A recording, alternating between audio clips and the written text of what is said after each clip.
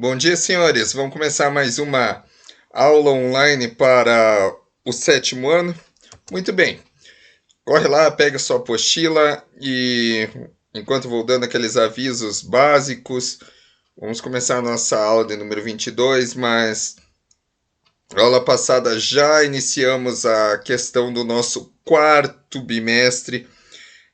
Logo após a aula de hoje, saia, entre no campo de produção acadêmica, realize lá a sua tarefa.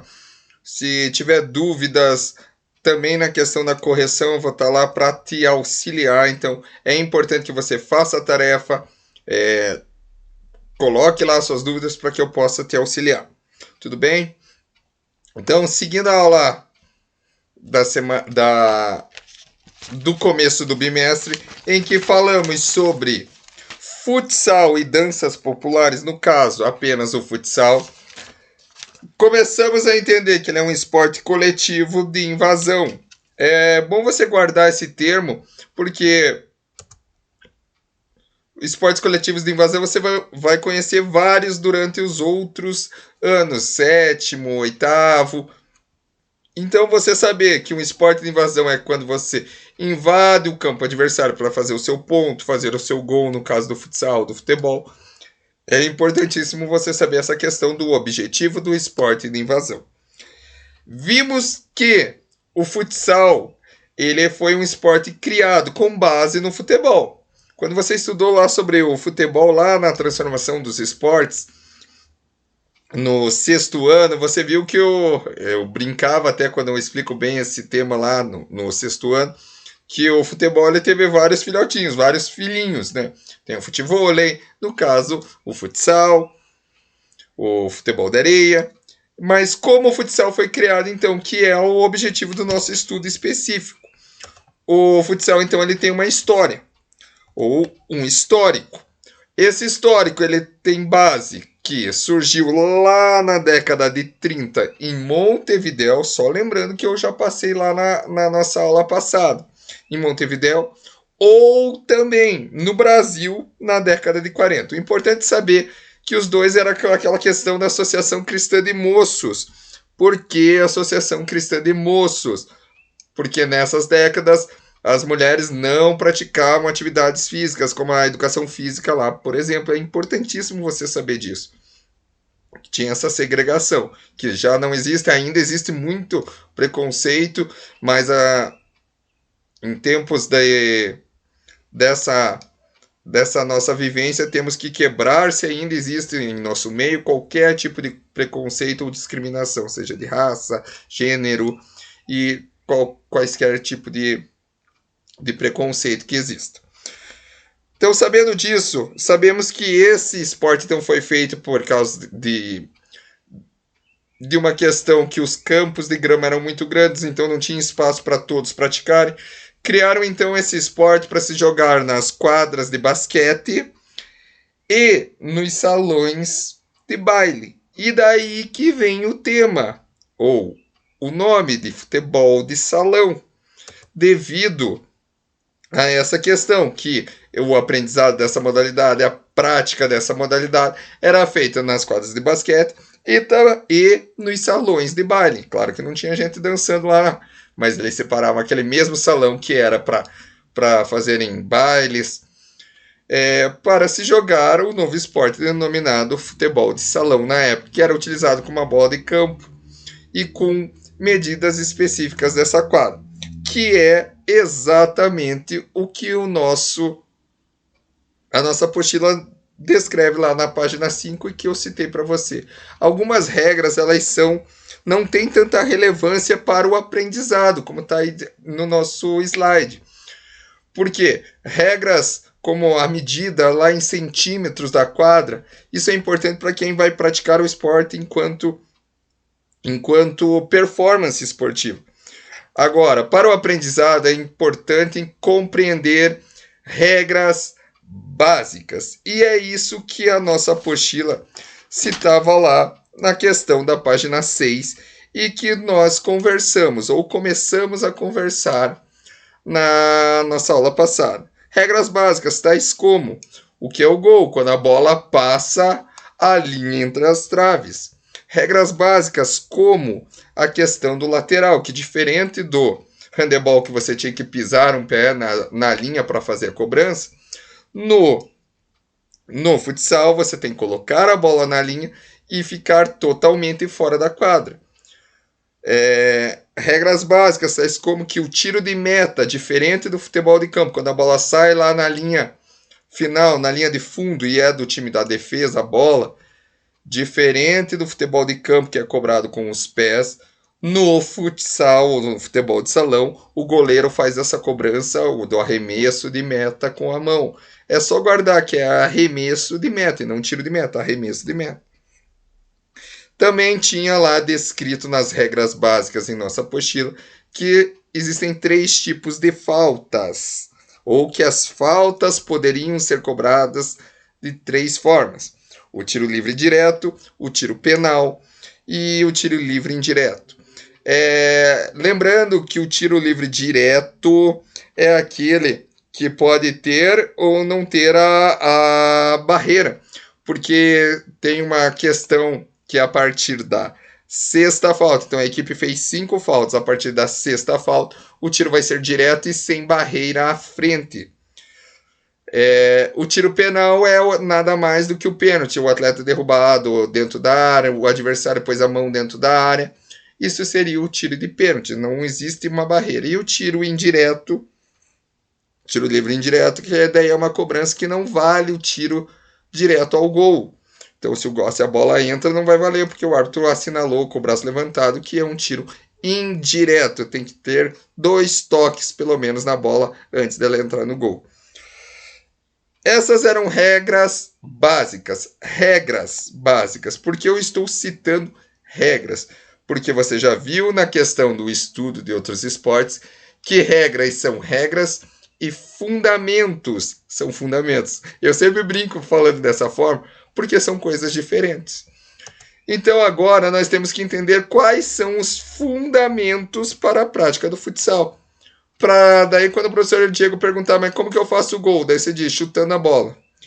Daí você pergunta, mas como que é o chute? Com o pé. Os fundamentos, logicamente, que são com o pé, com a cabeça, na verdade com toda a parte do corpo, menos com os braços. Você não pode utilizar os braços no futebol ou no futsal, que é o nosso objeto de estudo. Então, os fundamentos são a base para a prática do esporte, respeitando aquelas regras. Quais são os fundamentos do futsal? Podemos entender que são 4.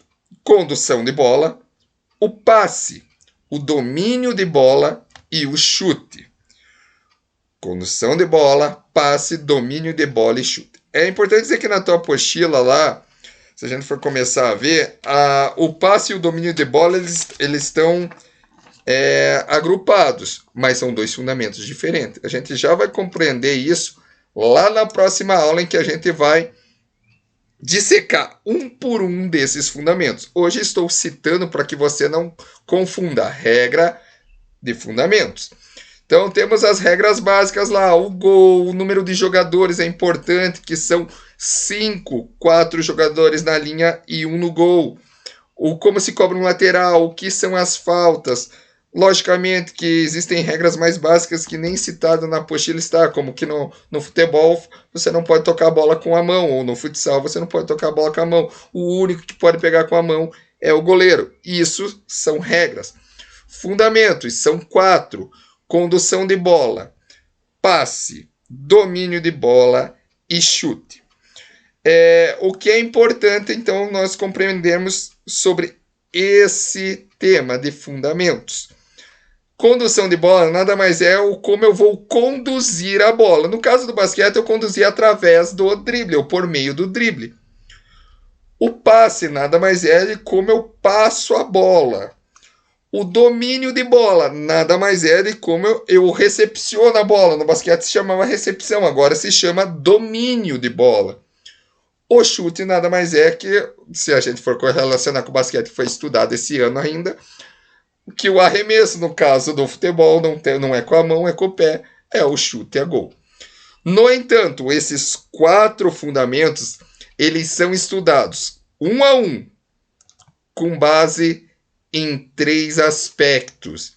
Então, o chute, aí, por exemplo, ó, o chute, tá aí o Falcão chutando.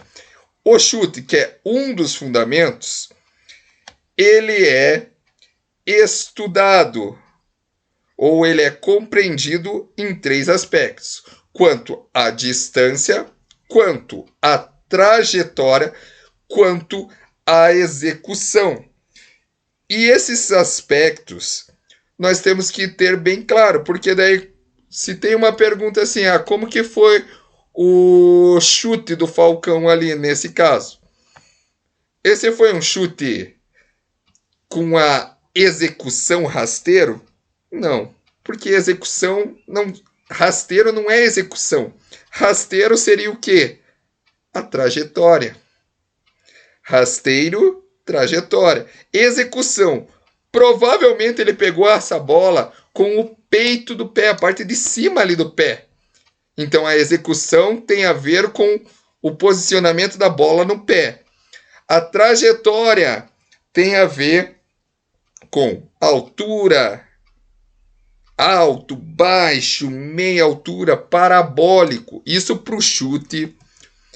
Isso para o passe, para o domínio de bola. Eu tenho que entender que esses fundamentos do futebol estão com esses aspectos. Os 4 fundamentos estão relacionados a esses aspectos. Por exemplo, o chute ali do Falcão. Ele está no meio da quadra, então ele é de média distância, com uma trajetória meia altura. Ela não é rasteiro, com certeza. E qual é a execução desse chute? A execução desse chute é com a parte do bico do pé, do dorso do pé, da sola do pé. É isso que eu tenho que conseguir identificar a partir da aula de hoje. Nós compreenderemos isso passo a passo na próxima aula. O que é um chute e quais os desdobramentos desse chute. Um chute de acordo com a distância, um chute de acordo com a trajetória, um chute de acordo com a execução. Eu fiz uma explanação básica. Vou entender também o passe de acordo com a distância, o passe de acordo com a trajetória, o passe de acordo com a execução. O domínio, a mesma coisa. A condução, a mesma coisa. Compreendendo, então, a aula de hoje. Tenho que conhecer os 4 fundamentos do futsal: condução de bola, passe, domínio de bola e chute. Aula que vem evoluímos, ou vamos dissecar um a um deles, de acordo com esses aspectos: distância, trajetória e execução. Saia da aula, então, e faça os exercícios da página 14, do 1 ao 5. Está relacionado ao histórico, às regras básicas aí que você já compreendeu, pois a próxima aula vamos falar especificamente dos fundamentos. Peço também que você, se possível, responda lá para mim no fórum a questãozinha que eu sempre deixo sobre algo relevante do nosso conteúdo, só que é de forma pessoal, não é algo que vai valer nota, não é algo que tem na apostila, mas que é relevante uma conversa, por isso esse fórum de debates. Tenta responder lá também. Nos vemos na próxima aula. Fique com Deus e até lá.